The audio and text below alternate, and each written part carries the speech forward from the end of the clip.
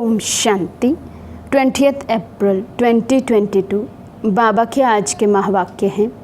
बाबा समझाते, मीठे बच्चे, जो खुशी खुद को मिली है वे सबको देनी है। तुम्हें सुख शांति बांटने का धंधा करना है। प्रश्न है, तुम बच्चों को इस बेहद ड्रामा की हर सीन बहुत ही पसंद है, क्यों? बाबा समझाते, क्योंकि स्वयं क्रिएटर को ये ड्रामा पसंद है। जब क्रिएटर को पसंद है तो बच्चों को भी अवश्य पसंद होगा। तुम किसी बात में भी नाराज़ नहीं हो सकते। तुम जानते हो ये दुख सुख का नाटक बहुत सुंदर बना हुआ है। इसमें हार जीत का खेल चलता रहता है। इसे खराब कह नहीं सकते। दिन भी अच्छा तो रात भी अच्छी। इस ड्रामा में जो भी पार्ट मिला हुआ है उसे खुशी से बजाने वाले बहुत मज़े में रहते हैं। इस बेहद नाटक के नॉलेज का सिमरन करने वाले सदा हर्षित रहते हैं। बुद्धि भरपूर रहती है। गीत है, हमारे तीर्थ न्यारे हैं। ओम शांति। वास्तव में स्कूल में कोई गीत नहीं गाए जाते हैं। ये पाठशाला है, फिर भी यहाँ गीत क्यों गाए जाते हैं? स्कूल में तो ये गीत नहीं गाए जाते हैं। अभी हम लोग बैठे हैं संगम पर, इसलिए भक्ति और गीतों आदि को लेकर उसका अर्थ समझाते हैं। मनुष्य तो अर्थ समझते नहीं। हम अभी ना यहाँ हैं ना वहाँ हैं, बीच में बैठे हैं। ना अभी हम कलयुग में हैं ना हम अभी सतयुग में हैं। हम बीच में बैठे हैं संगम युग पर, ना हम भक्ति में हैं अभी। बाबा कहते, बीच में बैठे हैं तो इनका थोड़ा आधार लेते हैं। बच्चों को ज्ञान और भक्ति का राज तो समझाया गया है। इस समय तुम ज्ञान सुन रहे हो भविष्य के लिए पुरुषार्थ कर कोई प्रारब्ध बनावे, ऐसा कोई मनुष्य नहीं। तुम पुरुषार्थ करते हो भविष्य नई दुनिया के लिए। मनुष्य दान पुण्य आदि करते हैं दूसरे जन्म के लिए। वे है भक्ति, ये है ज्ञान। कोई कहते भी हैं ज्ञान, भक्ति और वैराग्य। सन्यासियों का है हद का वैराग्य, तुम्हारा है बेहद का वैराग्य। वो लोग घर बार से वैराग्य दिलाते हैं, दुनिया से नहीं। वे ये जानते ही नहीं कि तमो प्रधान जड़ जड़ीभूत सृष्टि है, इनका विनाश होना है, क्योंकि कल्प की आयु बड़ी लंबी बना दी है। अब बाप बैठ समझाते हैं, बुद्धि भी कहती है ये बात तो बिल्कुल ही ठीक है। मुख्य बात है पवित्रता की, जिसके लिए वे घर बार छोड़ते हैं। तुम सारी पुरानी दुनिया को बुद्धि से भूल जाते हो, पवित्र बनते हो पवित्र दुनिया में जाने के लिए। तुम्हारी यात्रा है बुद्धि की, कर्म इंद्रियों से कहाँ जाना नहीं है। तुम्हारा शारीरिक कुछ भी नहीं चलता। अभी हम रूहानी बाप के पास जाते हैं। वे जिस्मानी यात्राएं तो अनेक हैं, कब कहाँ जाएंगे कब कहाँ। तुम्हारी बुद्धि एक ही तरफ ही है। इसको अव्यभिचारी भक्ति कहें तो भी हो सकता है। तुम एक को याद करते हो, उन सब की भक्ति है व्यभिचारी। अनेकों को याद करते हैं। तुम्हारी है अव्यभिचारी रूहानी यात्रा, जिसमें हम जा रहे हैं वापस अपने घर। वो लोग निर्वाण धाम को घर भी नहीं समझेंगे, कहते हैं पार निर्वाण गया। तुम जानते हो वहाँ हम आत्माएं बाबा के साथ रहती हैं। अभी बाबा हमको लेने के लिए आए हैं। वे समझते हैं हम सब ईश्वर के रूप हैं। कितने शास्त्र आदि पढ़ते हैं। यहाँ तुमको वे कुछ भी नहीं सिखाया जाता है। तुमको तो इन कर्म कांड का भी संन्यास कराया जाता है। ये सब भक्ति के कर्म कांड है। जैसे प्रभु की गत मत न्यारी है, पहले पहले तुमको अल्फ सिखाते हैं, बाप खुद ही दलाल बनकर आते हैं। गाते भी हैं परंतु समझते नहीं हैं। तुमको कोई भक्ति से घृणा नहीं है, कोई से भी घृणा नहीं आती है, जबकि जानते हैं कि ड्रामा बना हुआ है। हाँ, समझाते ज़रूर हैं कि इस पुरानी चीची दुनिया को छोड़ना है, वापस जाना है। जब भक्ति में थे तो भक्ति से प्यार था, गीत आदि सुनने से मौज आती थी। अब समझते हैं वे तो कोई काम के नहीं थे। सुनने में कोई हर्जा नहीं है, परंतु जानते हैं ये भी भक्ति की एक्ट है। हमारा अब उनसे बुद्धि योग टूट ज्ञान से जुड़ गया है। ज्ञान और भक्ति दोनों को तुम जानते हो। मनुष्यों को जब तक ज्ञान न मिले तो भक्ति को ही बहुत अच्छा समझते हैं। हम जन्म जन्मांतर भक्ति करते आए, भक्ति से स्नेह बढ़ गया।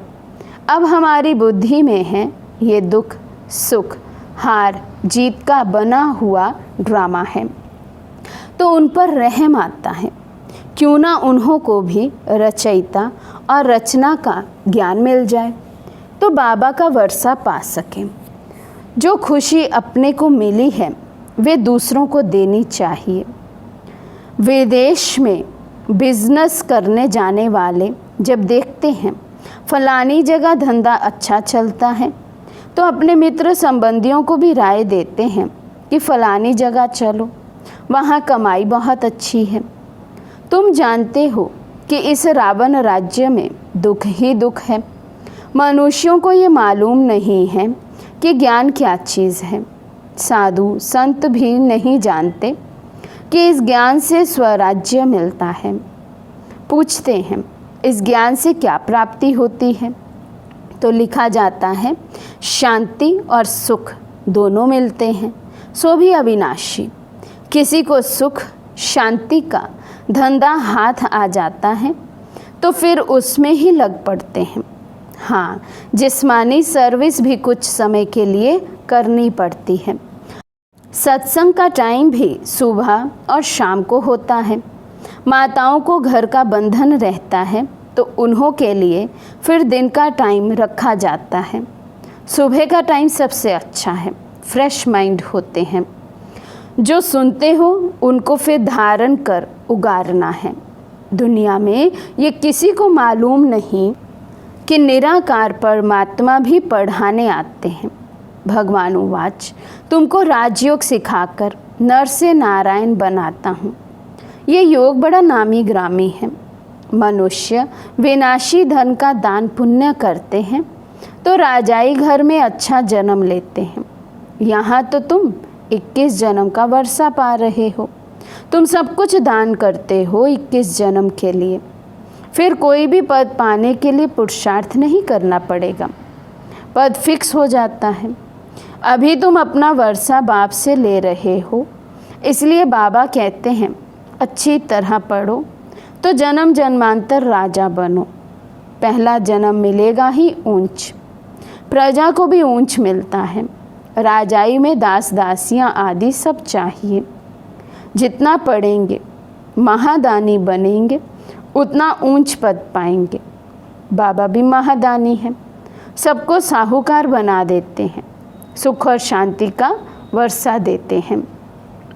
पहले पहले सुख में ही आते हैं, सभी सुखी रहते हैं, क्योंकि पहला समय सतो प्रधान, फिर रजो, फिर तमो में आते हैं। उनका पाठ अपना और हमारा पाठ अपना है। जो इस धर्म के हैं उनका ही सैम्पलिंग लगता है। तुम जब संपूर्ण बन जाएंगे तो झट जान जाएंगे कि ये हमारे धर्म का है व नहीं है। तुम बच्चे सबको समझाते हो कि बाप नई दुनिया रचते हैं, तो भारत को ही वर्षा मिला था, फिर गुम हो गया। ड्रामा अनुसार वर्षा लेना भी है तो गंवाना भी है, ये चक्र चलता रहता है। इस समय हमने वर्षा गंवाया है, अब फिर से ले रहे हैं। लक्ष्मी नारायण के राज्य का किसी को भी पता नहीं है, इसलिए पूछा जाता है कि लक्ष्मी नारायण को ये राज्य कब और कैसे मिला। जैसे उन्होंने कृष्ण को आगे रख लक्ष्मी नारायण को गुम कर दिया है, और हम फिर लक्ष्मी नारायण को आगे रख कृष्ण को गुम कर देते हैं। लक्ष्मी नारायण तो है ही सतयुग के, नारायण वाच तो हो ना सके। बाप कहते हैं मैं आता ही हूँ संगम पर।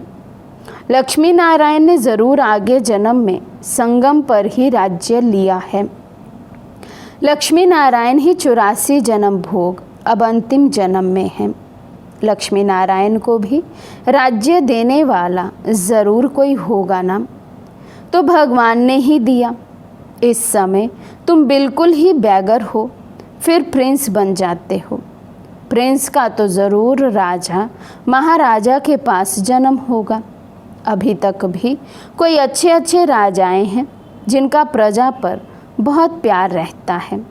अभी तुम जानते हो हम राजयोग सीख रहे हैं, जिससे हम राज्य भाग्य पाते हैं।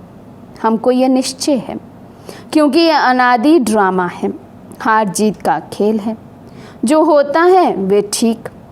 क्या क्रिएटर को ड्रामा पसंद नहीं होगा? ज़रूर पसंद होगा। तो क्रिएटर के बच्चों को भी पसंद होगा। हम घृणा कोई से नहीं कर सकते। ये तो समझते हैं कि भक्ति का भी ड्रामा में पार्ट है। ड्रामा सारा अच्छा है, बुरा ड्रामा क्यों कहेंगे? ड्रामा का राज बुद्धि में है, जो तुमको समझाते हैं। अभी भक्ति का पाठ पूरा होता है। अब पुरुषार्थ कर बाप से वर्षा लेना है। बाप कहते हैं ये सब आसुरी संप्रदाय हैं, इसमें घृणा की तो बात ही नहीं। ईश्वरीय संप्रदाय और आसुरी संप्रदाय का तो खेल है। वे कोई अपने को दुखी समझते थोड़ी हैं। भक्ति करते रहते हैं और समझते हैं एक दिन भगवान आकर भक्ति का फल देगा। घर बैठे कोई ना कोई रूप में भगवान आकर मिलेगा। और सन्यासी लोग समझते हैं हम आप पे ही चले जाएंगे निर्वाण धाम। अपने पुरुषार्थ से तत्व के साथ योग लगाते हैं और समझते हैं हम लीन हो जाएंगे। दुनिया में अनेक मत हैं, बाबा आकर एक मत बनाते हैं, समझाते हैं ये ड्रामा अनादि बना हुआ है, बहुत ही सुंदर नाटक बना हुआ है। ड्रामा में दुख सुख का पाठ नूंदा हुआ है, जिसे देख बहुत खुशी होती है। ये बेहद का खेल बड़ा फाइन बना हुआ है, सो तो सबको पसंद ही आना चाहिए। दिन भी अच्छा तो रात भी अच्छी। खेल है ना। जानते हैं अब रात पूरी होनी है, हमको दिन में जाकर ऊंच पद पाना है। नाराज़ क्या होंगे? ड्रामा में जो पार्ट मिला है वे तो बजाना ही है। बहुत अच्छा ड्रामा है, इसको खराब कह नहीं सकते। ये खेल कब बंद होता ही नहीं। बहुत फर्स्ट क्लास खेल है। इनको जानने से बुद्धि भरपूर हो गई है। जैसे बाप नॉलेजफुल है, वैसे बच्चे भी नॉलेजफुल हैं। कितना समय सुख कितना समय दुख पाना है ये भी तुम सब कुछ जान गए हो। तब तो कहते हैं वाह प्रभु तेरी लीला। प्रभु की रचना ज़रूर अच्छी ही होगी, सबको खराब कौन कहेगा। ड्रामा में जो पार्ट मिला हुआ है वे तो बजाना ही है। ये खेल कभी बंद होना ही नहीं है। इनको जानने से मज़ा ही मज़ा आता है। भक्ति में सतयुगी राजाई का पता भी नहीं है। सतयुगी राजाई में फिर भक्ति का पता ही नहीं रहता है। भक्ति में भी कितने सुंदर गीत गाते हैं, हे प्रभु तेरी लीला विचित्र है। ये तुम बच्चे ही समझ सकते हो, और कोई इस लीला को जानते ही नहीं हैं। बाबा से हमको कितना वर्षा मिलता है। सारा दिन बुद्धि में ख्याल चलना चाहिए। कैसा वंडरफुल खेल है। वंडरफुल इसकी समझानी है। बाप की लीला कितनी अच्छी है। तुम इस बेहद के नाटक को जानते हो। जो फिर पद मिलता है उनको भी देख हर्षित होते हैं। मनुष्य नाटक देख खुश होते हैं ना। ये वैरायटी नाटक होते हैं, ये एक ही नाटक है। इस नाटक को जानने से हम विश्व के मालिक बन जाते हैं। कितनी वंडरफुल बात है। बाप द्वारा तुमने ही जाना है। इन बातों में रमन करना पड़ता है। गृहस्थ व्यवहार में रहते 2-3 घंटा निकाल वे नाटक देखकर आते हैं। वे भी किसी से पूछा जाता है क्या? बुद्धि में बैठ जाता है। वैसे ये भी बेहद का नाटक है। ये क्यों भूलना चाहिए? ये चक्र की स्मृति तो बिल्कुल ही सहज है। इसको और कोई नहीं जानते हैं। तुम बुद्धि से जानते हो और फिर दिव्य दृष्टि से देखते भी हो। आगे चल और भी बहुत ही सीनरियाँ देखेंगे। अच्छा, मीठे मीठे सिके लदे बच्चों प्रति माता पिता बाप दादा का याद प्यार और गुड मॉर्निंग। रूहानी बाप की रूहानी बच्चों को नमस्ते। हम रूहानी बच्चों की रूहानी बाप दादा को दिलवा जान सिकवा प्रेम से नमस्ते नमस्ते नमस्ते जी। धारणा के लिए मुख्य सार। फर्स्ट पॉइंट, बाप समान महादानी बनना है। सबको सुख शांति का वर्षा देना है। ज्ञान को धारण कर फिर उगारना है। सेकंड पॉइंट, बेहद नाटक को देख सदा हर्षित रहना है। प्रभु की लीला और ये ड्रामा कितना विचित्र है, इसका सिमरन कर मज़े में रहना है। आज का वरदान है, पुरुषार्थ के साथ योग के प्रयोग की विधि द्वारा वृत्तियों को परिवर्तन करने वाले सदा विजयी भव। पुरुषार्थ धरनी बनाता है, वे भी ज़रूरी है, लेकिन पुरुषार्थ के साथ साथ योग के प्रयोग से सबकी वृत्तियों को परिवर्तन करो तो सफलता समीप दिखाई देगी। दृढ़ निश्चय और योग के प्रयोग द्वारा किसी की भी बुद्धि को परिवर्तन कर सकते हो। सेवाओं में जब भी कोई हलचल हुई है तो उसमें विजय योग के प्रयोग से ही मिली है। इसलिए पुरुषार्थ से धरनी बनाओ, लेकिन बीज को प्रत्यक्ष करने के लिए योग का प्रयोग करो, तब विजयी भव का वरदान प्राप्त होगा। स्लोगन है, सेवा द्वारा पुण्य की पूंजी जमा करने वाले ही पुण्य आत्मा हैं। सेवा द्वारा पुण्य की पूंजी जमा करने वाले ही पुण्य आत्मा हैं। अच्छा, ओम शांति।